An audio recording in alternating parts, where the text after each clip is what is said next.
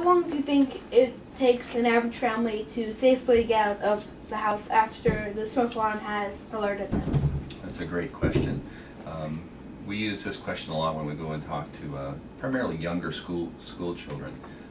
Every school has an evacuation plan. If you have a fire alarm at your school, you know exactly where to go to exit, and you're going to meet out at a special place. Your teacher takes a roll to make sure everybody got out of the room safely. We ask people to do the same drill. It's called an EDITH drill. Exit drill in the home is what that stands for.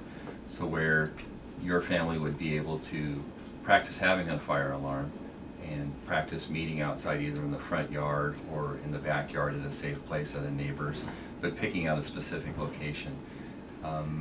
It's going to vary on evacuations, whether it's daytime and people are awake or if you're asleep at night.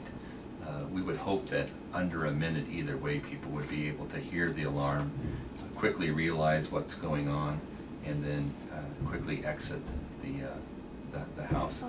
But there's other things where there's just a few little variables too. We always advocate that people sleep with their bedroom's door closed. Do you guys sleep with your doors closed? Sometimes. Mostly closed. This door is part of your fire protection that's built into your house. Every door, this one's a lot heavier than a normal one, but these doors have what's called a fire rating. So if you have your door closed, it's going to help keep, if there's a fire outside, it's going to help keep the fire out of your room. It's going to help keep the smoke out of your room. And if you hear the smoke alarm going off, the first thing you should do is go up and feel the door with the back of your hand, see if it's hot. And if it is hot, then you would want to try and get out through one of your windows if it was safe to do that.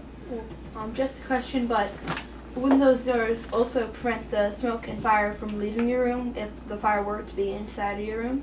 Well, that's a valid point.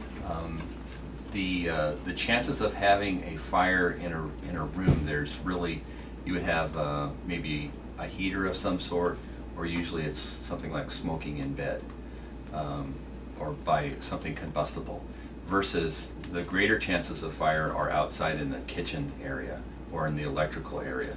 So that's a very good question though, and it's one that should be pondered. But the majority of your fires are going to be out. That's why there's always smoke detectors in hallways, so that you can be notified very quickly.